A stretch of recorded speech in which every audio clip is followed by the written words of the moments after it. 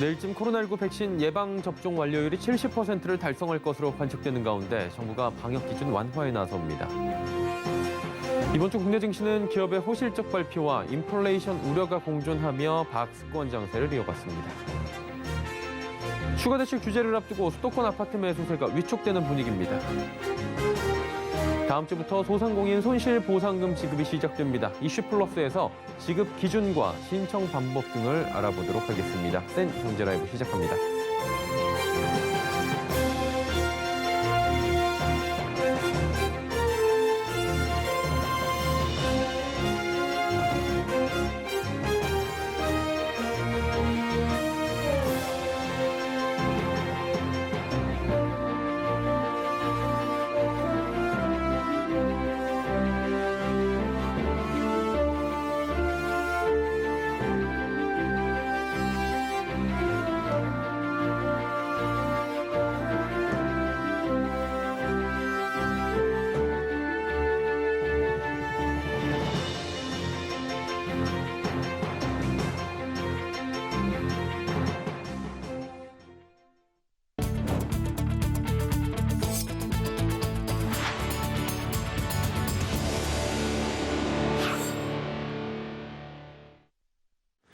시청자 여러분 안녕하십니까? 센 경제라이브 서정덕입니다.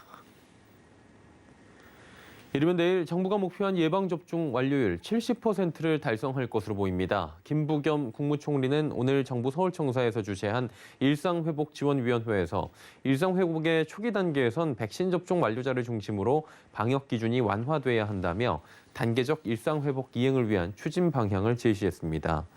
김 총리는 코로나19 방역 완화 조치는 그동안 고통이 컸던 업종이나 소외된 계층, 그리고 감염 확산의 위험이 낮은 시설부터 과감하고 또 적극적으로 취해 나가겠다고 밝혔습니다. 이어 일상회복은 시기를 몇 단계로 구분해 체계적으로 진행할 예정인데 초기 단계에선 백신 접종 완료자를 중심으로 방역 기준이 완화돼야 한다며 백신 접종이 감염 예방과 중증 화요율, 사망률 모두를 크게 줄여주는 만큼 불가피한 선택이라 강조했습니다. 이른바 백신 패스로 불리는 접종 증명 음성 확인제를 도입할 필요가 있다면 미접종자나 건강상 이유로 접종이 어려운 분들의 상황까지 배려해 제도를 설계하고 운용해야 한다고 덧붙였습니다. 지난주에 3,000선을 회복했던 코스피 이번 주 내내 지루한 횡보장을 이어갔습니다. 11월 위드 코로나 전환과 뉴욕 증시 강세의 투자 심리가 회복되긴 했는데 인플레이션 우려와 테이퍼링 시행이 예상되며 당분간 박스권이 지속될 것으로 보입니다. 한 주간의 증시 흐름 윤혜림 기자입니다. 오늘 장중 코스피 코스닥은 각각 3,018포인트, 1,000포인트대까지 올랐지만 오후 들어 양시장 모두 상승폭이 축소되며 코스피는 3,000선을 겨우 지켜냈습니다. 최근 미국 스탠다드 앤드 푸어스 500은 견고한 고용지표 발표와 대형 기술주 실적 발표를 앞두고 7거래일 연속 상승하며 사상 최고치를 경신했으나 국내 증시는 금리와 유가 상승이 지수 상단을 제한시켜 미국발 훈풍이 큰 영향을 끼치진 못했다는 분석입니다. 어제 밸류에이션 부담이 높았던 국내 2차 전지 관련주가 테슬라의 배터리 교체 발표로 급락했던 만큼 당분간 경제 이슈뿐 아니라 기업들의 실적과 업종 등 개별적인 요인에 따라 엇갈린 모습을 보일 것으로 예상됩니다. 또한 다음 달 2일부터 3일 미국 연방공개시장위원회를 앞두고 테이퍼링 시행 결정을 내릴 것이란 전망이 확대됨에 따라 이에 대한 경계 심리가 시장 상단을 제한할 것이라는 전문가의 의견도 제기됐습니다. 한 주간 수급 동향을 살펴보면 코스피는 개인과 외국인이 매수, 기관이 매도했으며 코스닥은 개인이 매수, 외국인과 기관이 매도했습니다. 이에 이번 주 코스피는 0.30% 하락한 3,006.16포인트에 코스닥은 0.46% 상승한 995.07포인트의 거래를 마쳤습니다. 최근 한국형 발사체 누리호의 발사 소식에 관련주의 변동성이 커졌습니다. 다만 어제 누리호가 궤도 안착에 실패하자 차익 실현 매물이 쏟아져 나오며 관련주는 일제히 약세를 보였습니다. 오늘 유가증권 시장에선 한국골판지포장산업협동조합이 식음료 택배업체들의 골판지 상자 가격 10% 인상안을 제시했다는 소식에 신풍돼지, 대형포장은 전거래일 대비 각각 22.96%, 12.47% 상승하며 거래를 마쳤습니다. 증권업계는 양호한 실적과 비용 인플레이션 우려가 공존하는 상황이 지속되고 있고 미국 연준의 테이퍼링 시행 시점이 보름 뒤로 다가옴에 따라 금융시장 변동성이 커질 우려가 있어 박스권 내에서 개별 종목 장세가 이어질 가능성이 높다고 내다봤습니다. 서울경제TV 윤혜림입니다. 오늘 국내 주식시장은 큰 변동성은 없었지만 시장의 불안감을 조성하는 공매도에 대한 불만은 커지고 있는 상황입니다. 자, 어제 저희는 공매도가 집중된 시가총액 상위 종목들의 주가 하락세에 대해 전해드린 바 있었는데요. 자, 그렇다면 개인 투자자들 구체적으로 어떤 것들을 원하는지 서청석 기자가 알아봤습니다. 최근 시가총액 상위 종목 위주로 주가가 흔들리자 개인 투자자들은 또다시 공매도 폐지론을 주장하고 있습니다. 공매도 재개 5개월 만에 국내 증시에서 거래된 공매도 금액만 63조 원, 코스피에서만 48조 원이 공매도됐고 이 중 대부분이 삼성전자 등 시가총액 상위 종목에 몰리면서 개인 투자자들의 피해가 커지고 있는 상황입니다. 주가 급락에 소액주주들을 중심으로 공매도 완전 철폐 운동이 일어났고 금융당국은 이 같은 불만 해소를 위해 개인의 공매도를 위한 주식 차입 기간을 오는 11월부터 60일에서 90일로 연장한다고 밝혔지만 불만은 여전합니다. 지난 7일 청와대 청원 게시판에는 공매도 폐지 청원까지 올라왔습니다. 공매도 폐지 청원은 앞서 2018년, 2020년 두 차례에 걸쳐 20만 명 이상이 동의했고 이번에는 청원 등록 20일 만에 6만 5천여 명이 동의했습니다. 외국인과 기관의 공매도를 위한 대차 거래의 주식 대여 기간은 6개월에서 1년이지만 개인은 대주 거래로 한정돼 30일에서 90일까지밖에 대여할 수 없어 개인과 기관, 외국인 간 공매도 거래 조건에서부터 기울어진 운동장이라는 설명입니다. 이 같은 상황에서 대권 주자들은 공매도 제도에 대한 언급을 해 화제가 되기도 했습니다. 홍준표 국민의힘 대선 후보는 개인 SNS를 통해 주식 공매도 제도는 기관 투자자들이 이용하는 주식 외상 거래 제도라며 동학개미들에겐 불리할 수밖에 없는 제도라고 비판했습니다. 이어 주식시장 폭락을 더욱 부추기는 역기능도 한다며 공매도 제도는 폐지돼야 한다고 덧붙였습니다.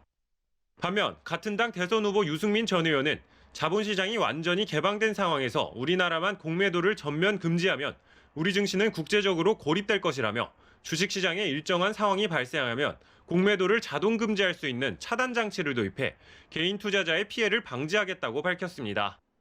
금융당국은 공매도 제도 손질에는 긍정적이라는 입장이면서도 공매도 전면제에는 언젠가는 가야 할 길이라며 공매도 폐지에 대한 논란을 일축하려는 모습입니다. 서울경제TV 서청석입니다.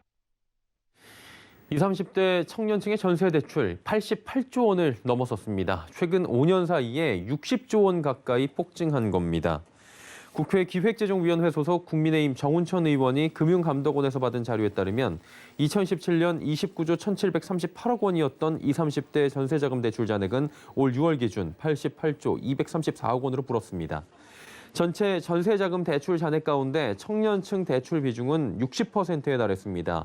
특히 20대 전세 대출 잔액 4조 3,891억 원에서 24조 3,886억 원으로 5배 이상이 뛰었습니다. 추가 대출 규제를 앞두고 수도권 아파트 매수세 위축되는 분위기입니다. 한국부동산원에 따르면 이번 주 서울 아파트 매매 수급 지수는 101.6포인트로 전주보다 0.3포인트 내렸습니다. 6주 연속 하락세를 기록하고 있는 건데요. 집값이 고점에 다다랐다는 인식이 확산되고 있고 가계대출 규제가 계속될 전망이라 매수 심리가 위축된 것이란 분석이 나옵니다. 수도권 전체를 봐도 매수 심리는 101.9포인트에서 101.6포인트로 떨어졌습니다. 경기도와 인천 지역의 매수 심리도 모두 줄어들었습니다.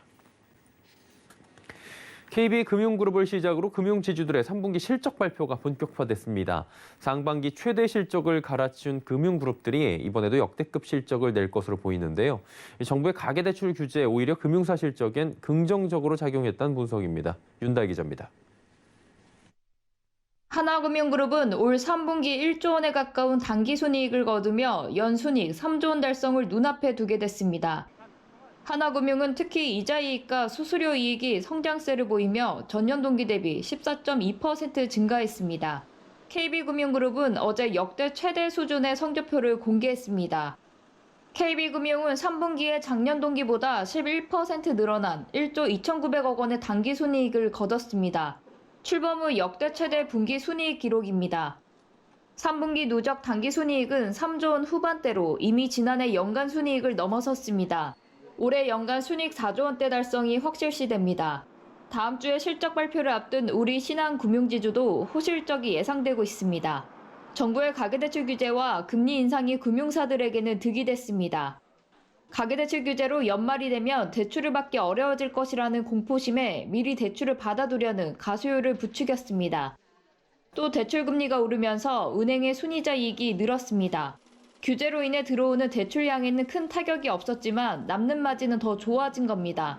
여기에 코로나19 이후 증권거래 관심도가 높아져 증권 계열사들의 수수료 수입이 급증한 것도 한 몫을 했습니다. 서울경제TV 윤다입니다.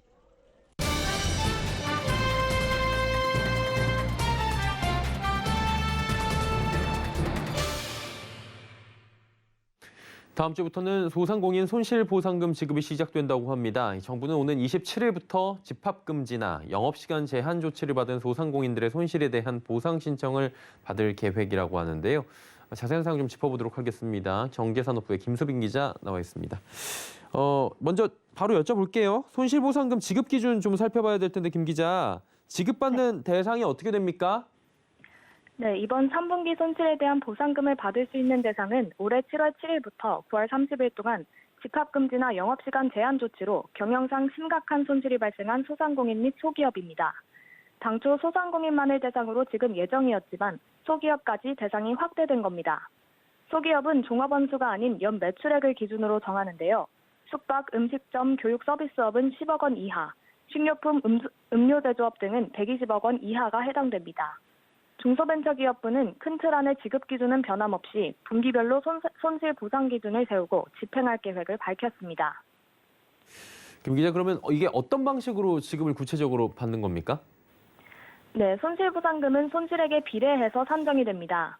구체적으로는 코로나의 영향이 없었던 2019년 대비 올해 같은 달의 매출 감소액에 영업이익률과 인건비 등 고정비를 반영한 수치에다 동일한 보정률 80%를 곱한 것으로 산출되는 겁니다. 이번 국정감사에서는 업종을 차등하지 않고 보정률 80%를 일괄 적용한 것에 대해 질타의 목소리가 나왔는데요. 국가의 행정명령으로 인해 피해를 본 만큼 손실액 100%를 보상해줘야 하지 않냐는 지적입니다. 또한 분기별로 보상금 상한액과 하한액이 각각 1억 원, 10만 원으로 책정돼 있는 가운데 보상 최소 금액이 너무 적지 않냐는 지적도 있었는데요. 권칠승 중기부장관은 피해를 본 만큼 지급한다는 본질적 문제이기 때문에 보상금의 기본적 속상이다 한계점이라고 설명하며 보상금을 향한 지나친 기대나 오해에 대한 우려를 표했습니다. 자, 그렇다면 구체적으로 손실보상금 지급 대상이 된다면 신청을 어떻게 해야 합니까? 네, 보상 대상 소기업은 온라인 시스템을 통해 오는 27일부터 신청할 수 있는데요. 신청한 보상금은 이틀 내로 받을 수 있어 이르면 29일부터 지급될 예정입니다. 온라인 신청이 어려운 기업의 경우 내달 3일부터 시군구청에 방문하면 됩니다. 이때 정부가 과세자료 등을 토대로 보상액을 산정하기 때문에 별도의 증빙자료는 필요가 없는데요. 보상금액에 동의하지 않는 경우 2차례 재산정을 받을 수 있습니다. 다만 보상금을 다시 산정하는 확인 보상 절차에 들어가는 경우에는 별도의 증빙자료를 첨부해야 하는데요. 만일 조정된 보상액에도 동의하지 않을 시 이의 신청을 통해 한 번 더 산정받을 수 있습니다. 이의 신청은 확인 보상 신청 및 지급이 완료된 이후에 이루어질 예정입니다. 빨리 신청만 한다면 다음 주 내로도 보상금을 수령할 수 있는 셈인 것 같은데요. 근데 보니까 코로나19 타격이 컸던 곳이 여행업인데 여행업은 지원 대상에서 빠졌잖아요. 이게 논란이 되고 있는데 확대 계획은 지금 나온 게 없습니까? 네, 여행업, 공연업 등은 코로나 사태로 심각한 타격을 입었지만 이번 보상금을 받을 수 없습니다. 앞서 지급된 소상공인 대상 재난지원금은 경영 위기 업종이 포함돼 있지만 이번 손실보상금에서는 제외됐습니다. 하지만 손실보상 대상을 확대하는 것이 지금으로선 무리라는 입장인데요. 권 장관은 손실보상 사각지대에 있는 업종에 대한 보완이 필요하지 않냐는 질문에 이미 손실보상법을 만들 때부터 다 논의됐던 이야기라며 지금의 손실보상법을 바꾸지 않는 한 손실보상 대상을 확대하는 것은 불가능하다고 답했습니다. 현실적인 어려움이 있다는 건데요. 손실보상법상 간접피해 업종에 대한 지원은 불가하고 제외 업종에 대해서는 각 소관부처에서 맞춤형 정책을 펼쳐야 한다는 의견입니다. 앞으로도 정부는 행정력을 최대한 집중해 소상공인의 어려움을 덜어주기 위해 최선을 다하겠다고 덧붙였습니다. 마지막으로 좀 궁금한 게 앞서 지급했던 재난지원금과 이번에 어떤 차이점이 있는지 좀 짚어주시겠습니까? 네, 일정 구간별 정액을 지급해온 재난지원금과 달리 이번 손실보상금은 업체별 손실 규모에 따른 맞춤형 보상금이라는 데 차이가 있습니다. 특히 정부의 행정명령 지침을 따른 소상공인에게 예측 가능한 보상제도가 마련됐다는 점이 눈에 띄는데요. 종전 재난지원금을 받았어도 손실보상금은 법적 청구권이기 때문에 손실보상금을 중복으로도 받을 수 있습니다. 또한 지금까지 재난지원금을 받지 못했던 폐업자도 폐업일 직전까지 정부가 정한 기간 내 발생한 손실 부분에 대해 보상을 받을 수 있게 됐습니다. 예, 내주 시급 예정인 손실 보상금에 대해서 알아봤습니다. 경제산업부의 김수빈 기자였습니다. 수고하셨습니다. 네, 감사합니다.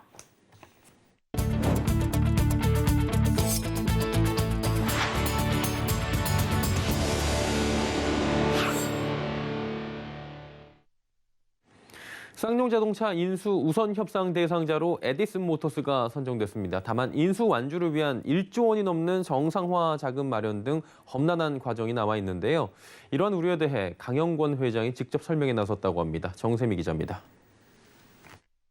강영권 에디슨 모터스 회장이 오늘 오전 온라인 기자간담회를 열었습니다. 강 회장은 우선 최소 3년 내 쌍용차 흑자 전환을 단기 목표로 내세웠습니다.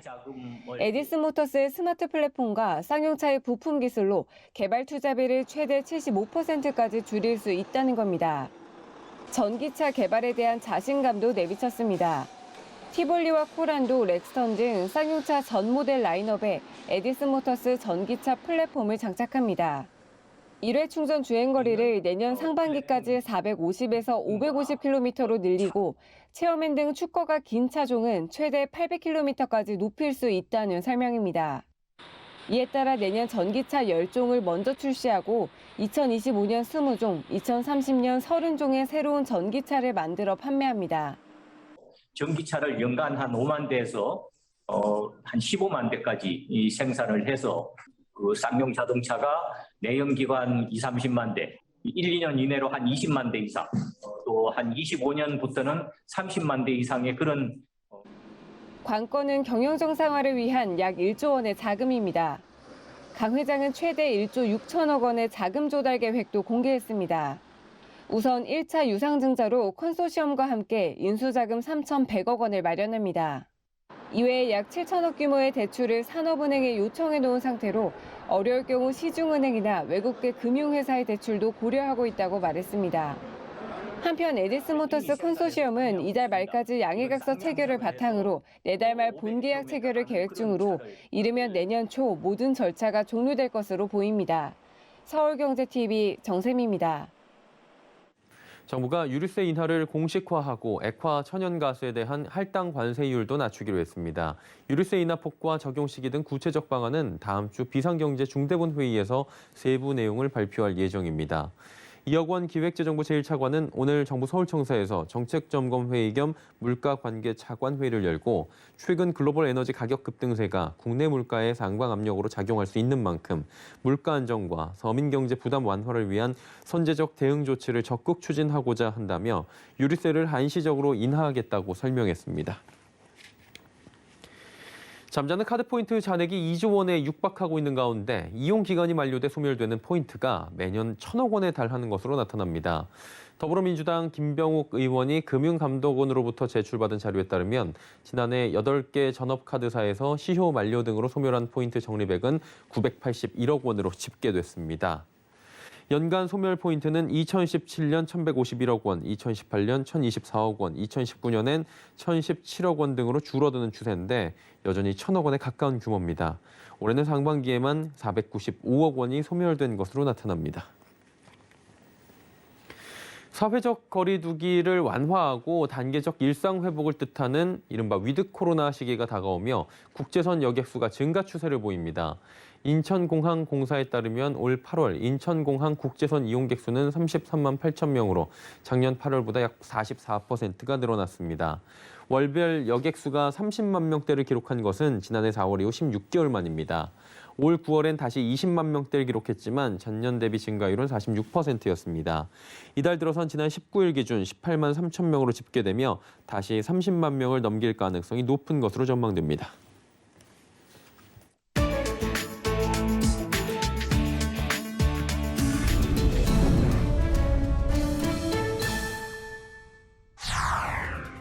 지구에 단 2마리만 남은 북부 흰 코뿔소 중 한 마리가 멸종을 막기 위한 번식 프로그램에서 빠지기로 했습니다. 로이터 통신 등에 따르면 북부 흰 코뿔소를 살리려는 복원 프로젝트를 진행 중인 바이오레스큐는 위험과 안전을 이유로 32살 된 흰 코뿔소 나진을 은퇴시키기로 했습니다. 수컷 북부 흰 코뿔소는 지난 2018년에 모두 죽고 지구에서 사라졌습니다. 바이오레스큐는 수컷들이 멸종되기 전 냉동 정자를 확보하고 남은 암컷 2마리의 난자를 통해 멸종을 막는 프로젝트를 진행해 왔습니다. 이번에 암컷 2마리 중 1마리가 번식 프로그램에서 이탈하면서 이제 멸종을 막을 수 있는 희망은 단 1마리 암컷 파투만 남았습니다. 그만큼 완전 멸종 우려가 커진 셈입니다. 지금까지 발굴된 가장 큰 트리케라톱스 화석이 경매에 나와 낙찰가 90억 원을 훌쩍 넘겼습니다. 빅존이라 불리는 이 화석은 현지 시간으로 21일 파리 드루오 경매장에서 한 미국인 수집가에게 660만 유로, 우리 돈으로 90억 4천만 원에 팔렸습니다. 트리케라톱스는 백악기 후기에 살았던 초식 공룡입니다. 보통 초식 공룡의 화석은 육식 공룡에 비해 값이 낮은 편인데 빅존의 경우 보존 상태가 워낙 탁월해 초식 공룡 화석 낙찰가로는 역대 최고 수준인 것으로 전해집니다. 지금까지 가장 비싸게 팔린 공룡 화석은 티라노사우루스 렉스의 화석으로 지난해 뉴욕 경매장에서 약 380억 원에 팔렸습니다. 미국 헐리우드 유명 배우 알렉 볼드윈이 영화 촬영 중 발사한 소품총에 촬영 스텝이 목숨을 잃는 사고가 발생했습니다. 사고는 19세기 뉴멕시코를 배경으로 한 러스트라는 제목의 서부 영화의 촬영 현장에서 발생했습니다. 볼드윈은 이 영화의 제작자 겸 주연 배우로 참여하고 있습니다. 현지 시간으로 21일 산타페 남부 한 목장에서 진행된 촬영 도중 공포탄이 장착돼 있어야 할 소품용 권총에 방아쇠를 당기는 순간 뜻밖에도 총탄이 발사됐습니다. 이로 인해 42세 여성 촬영기사와 48세의 남성 감독이 쓰러진 것으로 전해집니다. 복부에 총탄을 맞은 촬영기사는 뉴멕시코 대학병원으로 이송됐지만 숨졌고 어깨에 맞은 감독은 병원에서 응급치료를 받고 있습니다. 미 사법당국은 사고 경위를 조사 중입니다.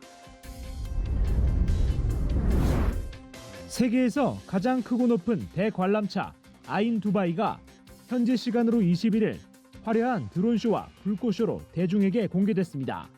아랍에미레이트 두바이의 인공섬 블루워터 섬에 건설된 아인 두바이의 높이는 250m가 넘습니다.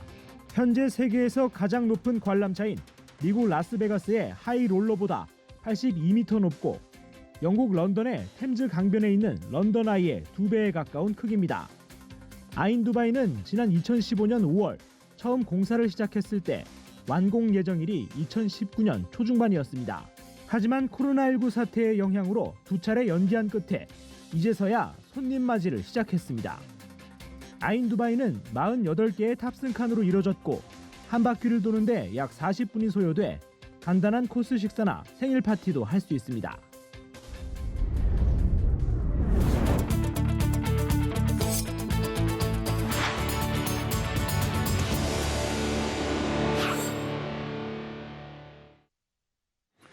수엔 경제 라이브 저희가 준비한 소식은 여기까지입니다. 건강한 주말 보내시길 바랍니다. 고맙습니다.